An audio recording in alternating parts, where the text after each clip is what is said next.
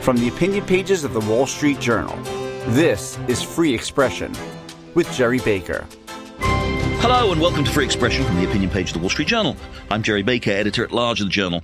If you're not already subscribing, please do sign up to Free Expression wherever you do your podcast listening. This week, as Americans rage over the state and future of our democracy and apparent threats to our freedoms, we're going to reflect a little on what real tyranny looks like under Chinese communist rule. As tensions continue to rise between the US and China, we're taking a close look at the enormous human stakes involved in the struggle for global supremacy. Hong Kong was handed over to the Chinese by the British in 1997. The city colony had been something quite unique in the vast Chinese space, a thriving economic powerhouse built on free market capitalism and individual liberties. Now, when the People's Republic took over, it promised in an international treaty to maintain those freedoms for 50 years. But in less than half that time, under President Xi Jinping, China's reneged on that promise, steadily enforcing a climate of repression. In 2020, Beijing implemented a new national security law that severely limited freedom of speech. In effect, anyone criticizing the Chinese regime could find themselves incarcerated. A man who's become the human face of suffering under this Chinese rule in Hong Kong is Jimmy Lai. Lai came to Hong Kong as a young boy, fleeing tyranny on the mainland. Like many Hong Kongers, through his entrepreneurial genius and sheer hard work, he built a hugely successful business empire. But he also understood and cherished Hong Kong's freedoms, and he saw the threats that the communists on the mainland would always pose to those freedoms. After the Tiananmen Square massacre in 1989, Lai became an outspoken critic of the People's Republic. With the handover of the colony approaching, he founded a newspaper, Apple Daily, that quickly became a successful model of a free newspaper. But, of course, over time, his fierce advocacy of freedoms put him at loggerheads with the Chinese authorities. December 2020, he became the first high-profile figure to be arrested under the new national security law and was imprisoned on bogus charges of conspiring and colluding with foreign forces to endanger national security. Lai is 76 years old and quite ill with diabetes, and he's in the most appalling conditions, having spent almost 4 years in solitary confinement in a Hong Kong prison. Lai's case has big global implications. It shows the true face of communist tyranny for a start, and it has an ominous message for Taiwan as China seeks to recover that autonomous territory. The US and other countries have been lobbying for Lai's freedom, and some lawmakers want Washington to put more pressure on Beijing. Joining me this week to talk about Jimmy Lai's plight and what the West, the US in particular, can do to help get him released is his son Sebastian Lai and Keelan Gallagher, KC, a lawyer who's leading the international legal campaign for his release. Thank you both for joining Free Expression. Thanks for having us. Thank you for having us. Sebastian, let me start with you. Just tell us how your father is doing, when you were last able to see him or communicate with him, what his conditions are like. Yeah, so my father's been in solitary confinement for almost 4 years now. He turned 77 in a few months, and he's in solitary confinement. He's been denied sunlight. He doesn't have air conditioning, and Hong Kong can get upwards to 100 odd degrees. He doesn't have his choice of doctor because they know that his faith is so important to him. Recently, he's been denied communion as well. He's Catholic, we should say, right? He's Catholic, yes. He's been a Roman Catholic. And so the situation looks pretty dire. He was recently too sick to go to court. But, it's all deliberate. They are trying to punish my father, to break the man, punish him for his defense of freedom, for his campaigning. And again, how are you able to communicate with him? So all of what I've been telling you just now is out in the public domain. AP managed to capture pictures of him not too long ago, and they were the ones who broke the story saying that he was in solitary confinement. Because I speak out on his behalf, I haven't been able to return to Hong Kong, and so I haven't seen him for 4 years now. Yeah, it's not safe for me to return, unfortunately. And does he get I presume he gets some medical treatment? Does he get any visitors, any kind of attention at all? I mean, how is he? Yeah, he's still allowed visitors in Hong Kong. From my understanding, he gets 4 visits a month. And he was recently on trial as well. So, that was obviously, it's a whole sham trial, but that was a way to also at least have a bit of the outside world. He's diabetic, isn't he? I mean, is he receiving any sort of basic or adequate medical attention? He is diabetic, and he is receiving attention from the prison doctor. So he doesn't get any independent medical care. And what's his legal status? I know he's been charged with multiple offences, particularly under the national security law. Give us a sense of what kind of sentence is he facing? Is he serving? I mean, what's his legal status? So he's had a litany of charges. He was first imprisoned because he was denied bail, so he didn't have any charge. And then he had a few of these unauthorized assembly charges. To give you an example of what that means, he got upwards of more than a year for essentially lighting a candle and saying a prayer at a Tiananmen Square vigil to commemorate the Tiananmen Square massacre of 1989. And for that, he got more than a year. So it's a string of these absolutely ridiculous charges. Currently, he is serving a lease violation charge, and they gave him 5 years, 9 months for lease violation. Now, Hong Kong being a financial center, in the last 4 years, this is something that you can now go in jail for upwards of almost 6 years now for a lease violation. This is something that used to never happen before. Obviously, as you know, there's a lot of lease disputes going on around the world, and nobody ever goes to jail for that. But in Hong Kong, you can now that is something that can now happen. And so he's currently serving the sentence, and then now he has his national security law trial that's recently been put in recess for 6 months, highly unusual. It started at the end of 2023, was meant to start in 2022, but they've kept delaying it until now. And it's set to restart on the 20th of November, after the US elections. Tell us again what he's accused of. I mean, you described what he did, lighting a candle. He has been an outspoken critic of Beijing, of communist China, a fierce advocate of Hong Kong's traditional freedoms, which, of course, we know China agreed to maintain for at least 50 years under the terms of the treaty with the United Kingdom that handed Hong Kong back. China accuses him of colluding with foreign nationals to undermine Chinese security, Hong Kong security. What's the legal case that they make against him? What's he supposed to have done? Yeah, so it's sedition and attempting to collude with foreign forces. And actually, so the prosecution have made their case over the last few months. All they've really found is that whenever Dad met with the students, it was to preach anti-violence, that he has taken this stance for the last 30 years purely because it was the right thing to do. There was these rumor by the pro-government establishment that he was doing this for money. I still don't understand the economics of going against China in Hong Kong for money, but maybe they are much smarter than I am. And the truth is that he has only ever supported the pro-democracy camp because, as you and I know, that is the right thing to do. So in some sense, this trial has exonerated him. And it's worth mentioning that these are with very uneven odds as well. One of the people who testified against him, there's been allegations of torture. And a few of his colleagues were also arrested to testify against him, and they're not getting sentenced until he is sentenced. And I want to come on to Keelan Gallagher in a second to talk about the campaign and the legal questions surrounding his imprisonment and what can be done about it. But just one more question. Why is he so important to the Chinese authorities? Again, he's probably the highest profile, figure, I think it's fair to say, who's been charged under this national security law and indeed imprisoned in this way. What do they do? Are they sending a message? Obviously, it's an extraordinarily cruel thing they've done to him. Why is he so important to them? He is someone who refuses to be cowed. He is someone who, for the last 30 years knew that freedom and democracy and the free press is something worth fighting for, worth giving your all for. And he is someone who, throughout all these years, didn't leave Hong Kong when he could have had a very good life somewhere else. As someone who has shown that the freedoms that we all have here, that we all enjoy and love, is not only worth fighting for, but much more important than the additional zero on your net worth. Because of his bravery, because his refusal to bend the knee is why he is now being punished. Keelan Gallagher, tell us about the various legal efforts that you're spearheading to achieve Jimmy Lai's release. What are the various legal avenues you're pursuing? Of course. Well, the first thing to say, of course, is that Jimmy Lai is in prison for being a journalist, and for being a journalist with a view and a pro-democracy view, and for running a newspaper with an editorial line. And he is a brave, brilliant man who should not be in prison in the first place. And here we are having this conversation as we approach the 4-year mark. He's 76, turning 77 later this year. He's been in prison since 2020 in horrendous conditions. But he shouldn't be in prison at all. Even if he was in the best possible conditions, he shouldn't be there. He's been targeted under the national security law, which has been widely internationally condemned, including by the US government, by multiple UN experts, by the European Union, the UK, multiple countries around the world.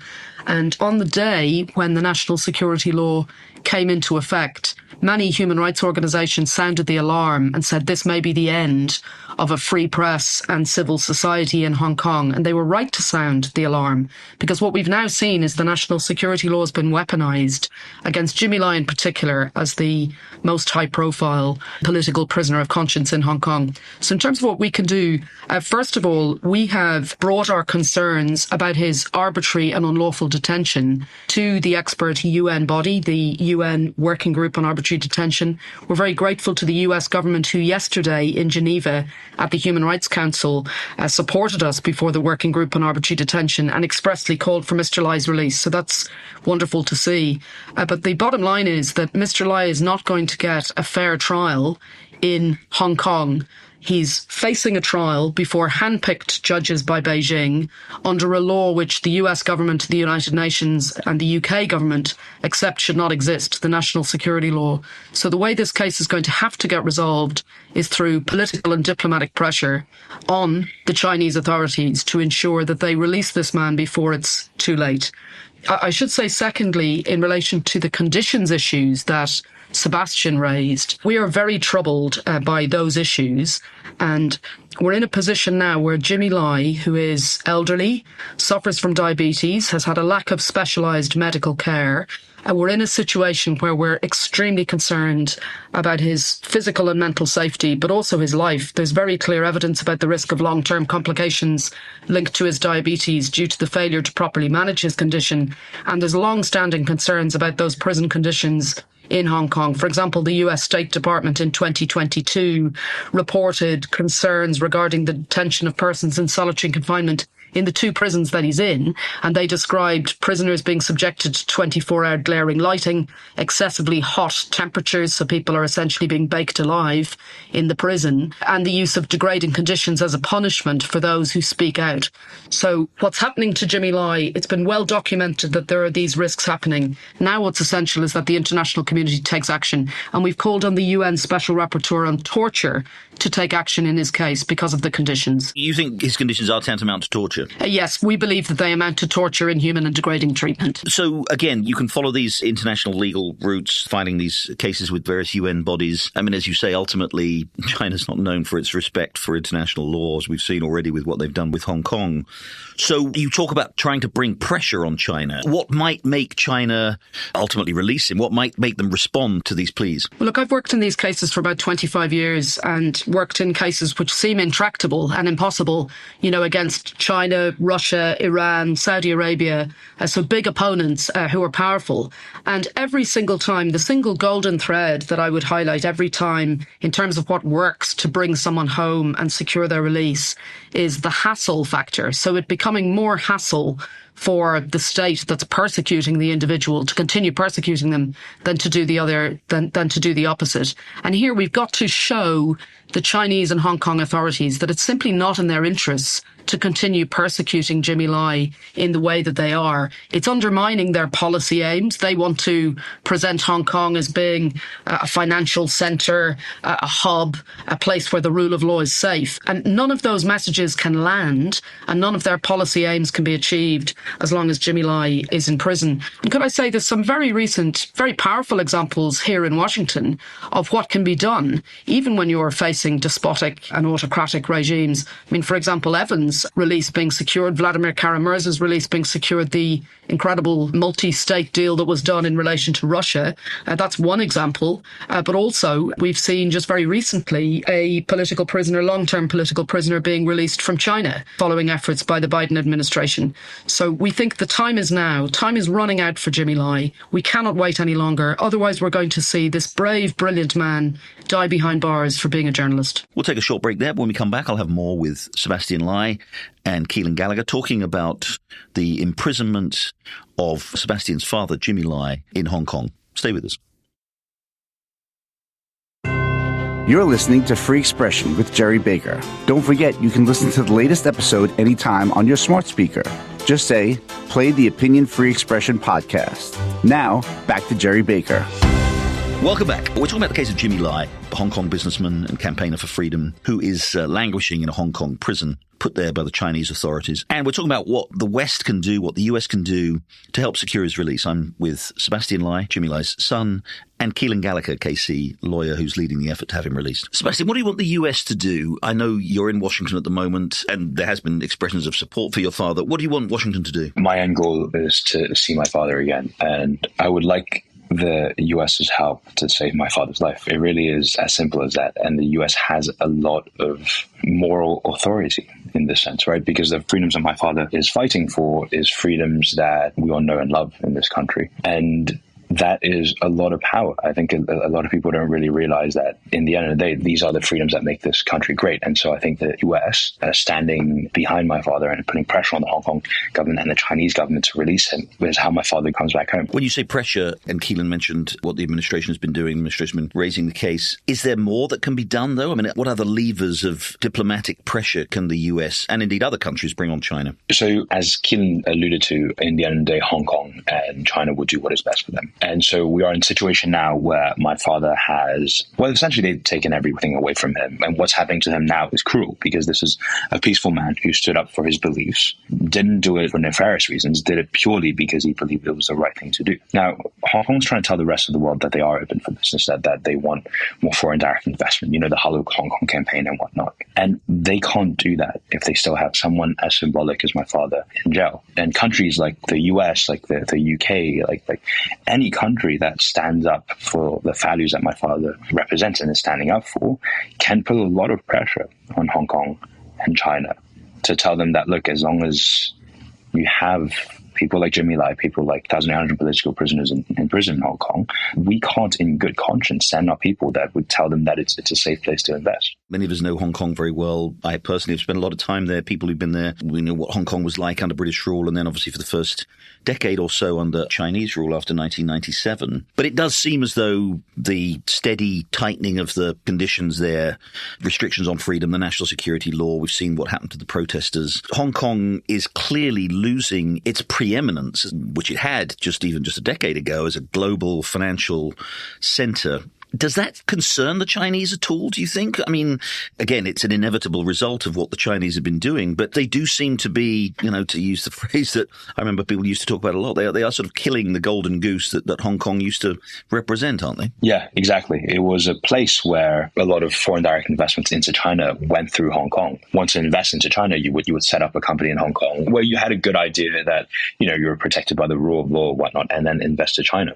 So actually, the significance of Hong Kong isn't necessarily just what it represented to the Chinese GDP, but it was a place where many foreign companies felt safe to be based there while having interests in China. And so the loss of Hong Kong is an immense loss to obviously the people of Hong Kong, but also to China, but also to the West, because it was a place where you could have dialogue. You could have these two systems that spoke to each other. I know that events in Hong Kong are being watched very closely in Taiwan. China's obviously committed to the reunification of Taiwan. There's growing diplomatic and sort of strategic tensions over that. But the signals that the way China's treated Hong Kong, the signals that they're sending to Taiwan presumably make the idea of peaceful reunification between Taiwan and China very unattractive to the people of Taiwan. Yeah, exactly. Because the one country, two system was meant to be this model that then they would, from my understanding, would then export to Taiwan. Look, I'm not an expert on the matter, but you could see that the elections of Taiwan show you how worried the people of Taiwan are when they look at Hong Kong. So Keelan, brief us what else we can now expect in terms of the international campaign. You've talked about very effectively, the most effective ways in which you can bring pressure, which is to make essentially to raise the cost to China of acting like this. What other things are you pursuing? What else do you want to gain? Well, the first thing to say is the person who's at the forefront of all of this is Sebastian, who's doing a job that no son should ever have to do. And Sebastian is, not someone who's a professional campaigner. He was just getting on with his life when this happened to his father 4 years ago. And Sebastian's now really at the epicenter of this international storm about his father, and he's doing a brilliant job leading the Free Jimmy Lai campaign. Anyone who is listening, we would ask them to look at the website Support Jimmy Lai, look at the Free Jimmy Lai hashtag online, and show your support and raise your voices, because it's not just governments who need to highlight this case and press the Chinese to do the right thing. It's also every individual. And what we'd like to see is we would like to see Jimmy Lai's name on every single foreign secretary's lips, on every single prime minister or president's lips, whenever they have bilateral engagement with China. Because the message needs to get through to the Chinese and the Hong Kong authorities that this case is not going away, and this is going to damage your prospects of doing business in a whole range of other spheres. So whenever they're having meetings with other states, we want it raised. We're very grateful to the US government, who's called for his release repeatedly, including at the UN yesterday, the UK government, both the prior UK government and the current UK government. Their position is also that Jimmy Lai should be immediately and unconditionally released. That's also the position of the European Parliament, a unanimous motion of the Canadian Houses of Parliament also, and 5 United Nations experts and multiple other countries, 24 countries worldwide, signed a Media Freedom Coalition statement expressing serious concerns about the decline in media freedom and Jimmy Lai's treatment.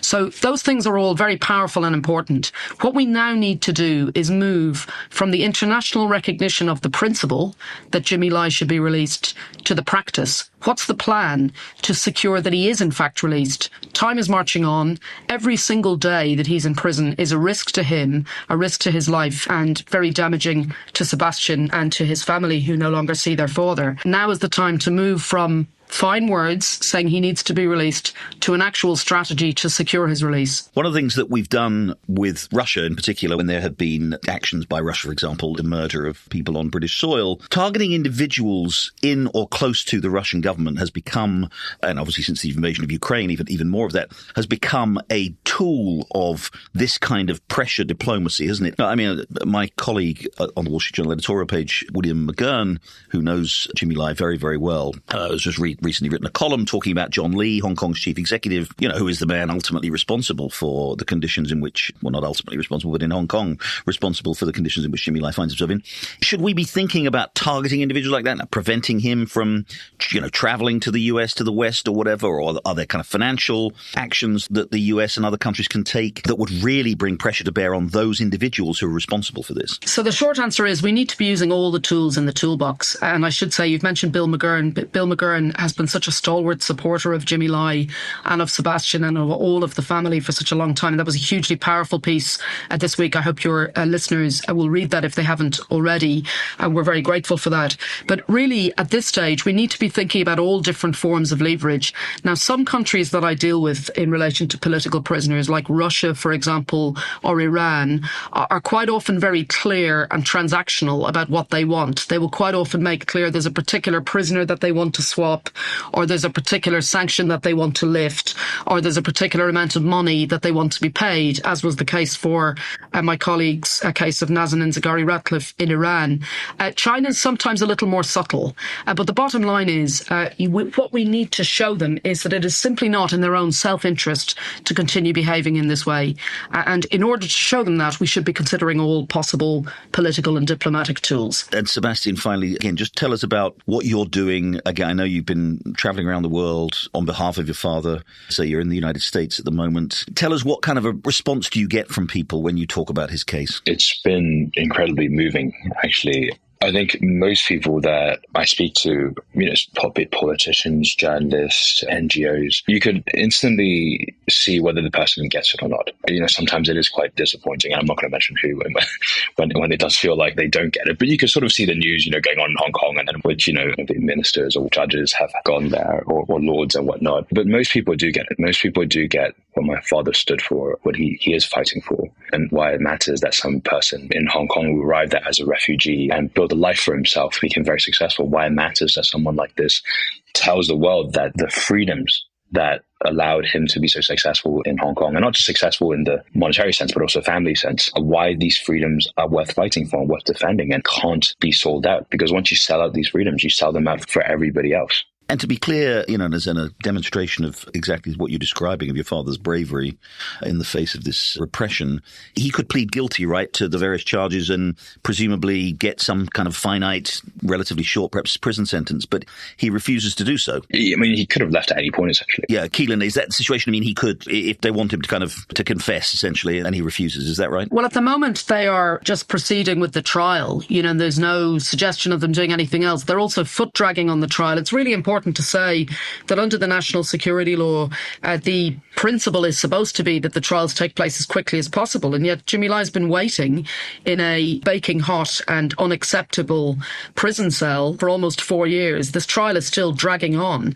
And that's why it seems to us that really what we should be focusing on is what the international community can do to ensure that China now does the right thing. And levels of detail about precisely how that should then play out domestically and how Hong Kong might want to present it as a matter for them. Key message for us is it's time time to free Jimmy Lai. Enough is enough.